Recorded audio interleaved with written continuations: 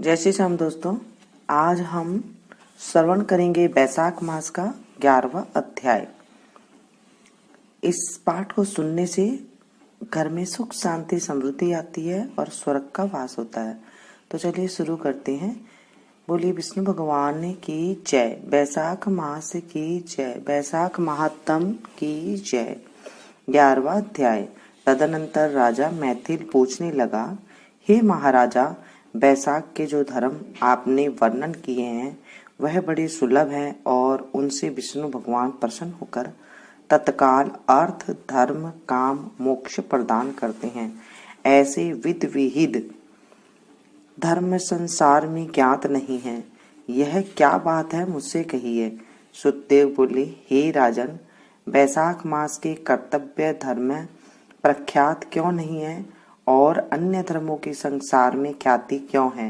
संसार में पुत्र पौत्र तथा धन संपत्ति सांसारिक भोगों के चाहने वाले मनुष्य बहुत हैं, इसलिए राजस और तामस धर्म संसार में प्रख्यात है। और जो इच्छा रहित सात्विक धर्म सुख प्राप्ति कर विष्णु भगवान को प्रसन्न करने वाला है, वह पृथ्वी पर छिपाने योग्य है। इसका कारण बताता हूँ, सुनो।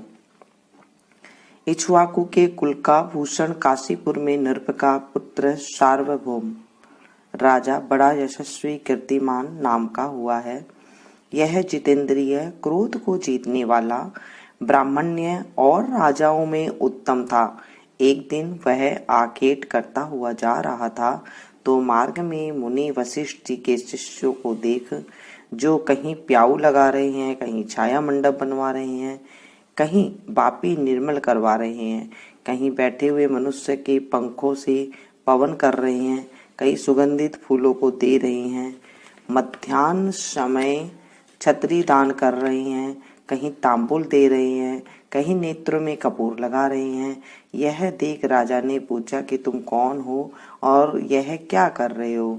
वे बोले, हम वैशाख में कर्तव्य धर्मों को गुरु वशिष्ठ जी की आज्ञा से कर रहे हैं, जिनके करने से धर्म अर्थ काम और मोक्ष मिलती है, और विशेष फल तुम गुरु जी से जाकर पूछो। यह सब सुन राजा वहां से तत्काल चल दिया और वशिष्ठ जी के आश्रम में पहुंचा। राजा गुरु वशिष्ठ जी को प्रणाम कर और वहां बैठ कहने लगा, हे मुनीश्वर, मैंने मार्ग में आपके शिष्यों को शुभ कर्मों को करते देख उनसे पूछा कि यह क्या और क्यों किस फल के निमित्त कर रहे हो।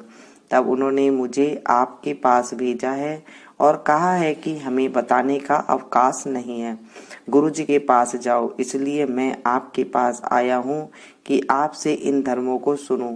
वशिष्ठ जी प्रसन्न हो कहने लगे, हे राजन, वैशाख मास में प्रातःकाल स्नान कर विष्णु भगवान का विधि पूर्वक प्रेम से पूजन कर दान करे और ब्राह्मणों की सेवा करे। ऐसा करने से जगन्नाथ भगवान प्रसन्न होते हैं। इसलिए तुम अपने राज्य में भी जहाँ जो कोई वैशाख धर्मों को न करे उसे दंड दो।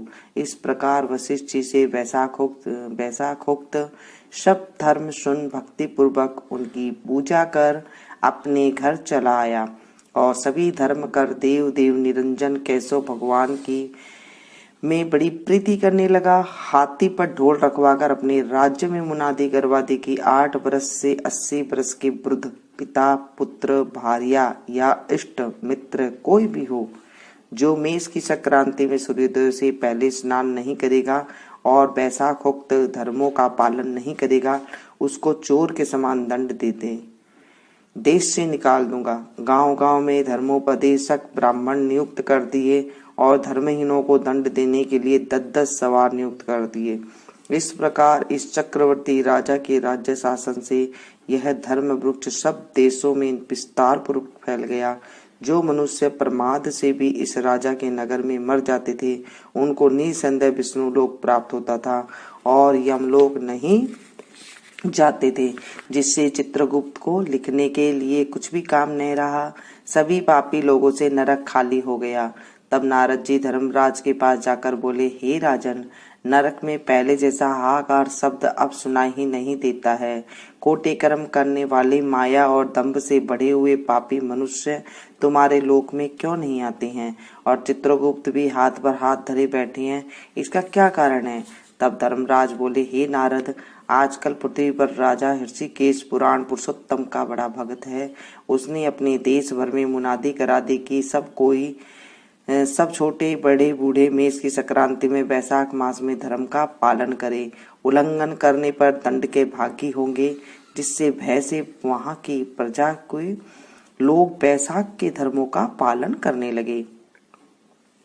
इस कारण उनका मेरे लोक में आने का मार्ग बंद हो गया और सब ब्रह्म इत्यादि पापों से छूटकर सीधे विष्णु पद को प्राप्त होते हैं। इसलिए मैं उस महाबली से युद्ध कर उसे मारूंगा। यदि वह मुझसे न मरेगा तो मैं ब्रह्मा के पास जा उनसे सब निवेदन कर स्वयं हो जाऊंगा। इस प्रकार नारद जी से सलाह कर मृत्यु, रोग, जरा आदि सेवकों तथा पिशाच कोटि यमदूतों को ले स्वयं यमराज दंड उठा भैंसा पर चढ़ा पृथ्वी पर आए और शीघ्र ही उस राजा की पुरी को घेर महाशंखनाद करने लगे।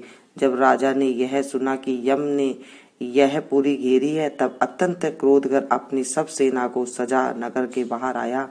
दोनों में घोर युद्ध हुआ। राजा ने यम की सारी सेना आदि को जीतकर क्षण भर में भगा दिया, जिससे क्रोध कर यमराज ने अपने अनेकों बाण चलाए और ढाल तलवार उठा राजा को मारने को आया। तब राजा ने तीनों बाणों से यमराज को धनुष, ढाल, तलवार आदि सब काट कर गिरा दिए और एक तीक्ष्ण बाण यमराज के मस्तक में मारा।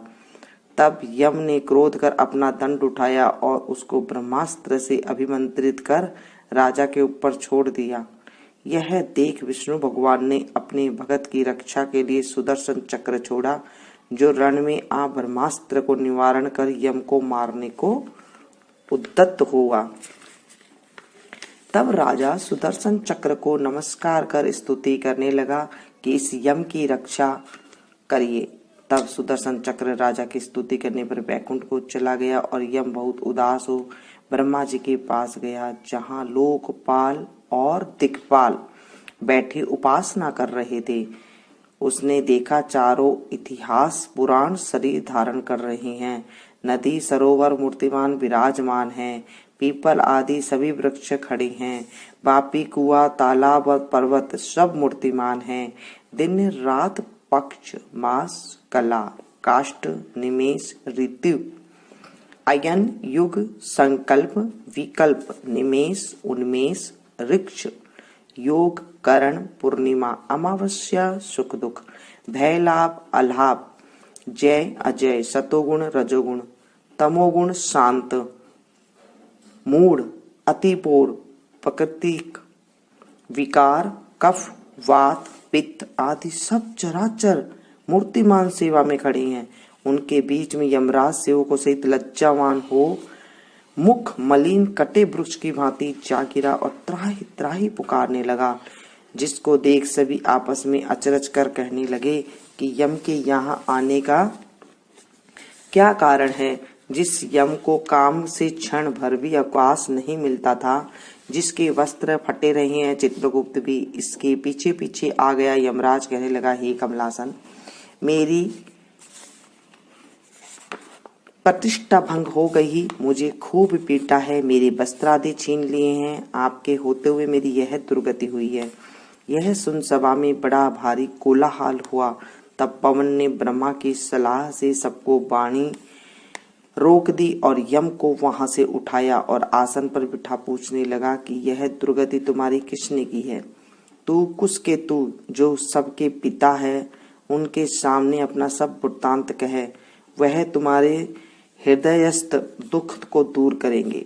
तब पवन के कहने पर यमराज कुसकेतु के पुत्र के मुख की ओर देख बड़े दीन स्वर और गदगद वाणी से सत्य सत्य बताने लगे। विष्णु भगवान की जय। वैशाख मास की जय। वैशाख महात्म की जय। ये है वैशाख महात्म का। तो दोस्तों पसंद आए तो प्लीज एक लाइक जरूर दें। इसे ज्यादा से ज्यादा अपनों के साथ शेयर कीजिएगा, ताकि औरों को भी वैशाख मास का महात्म का फल मिल सके।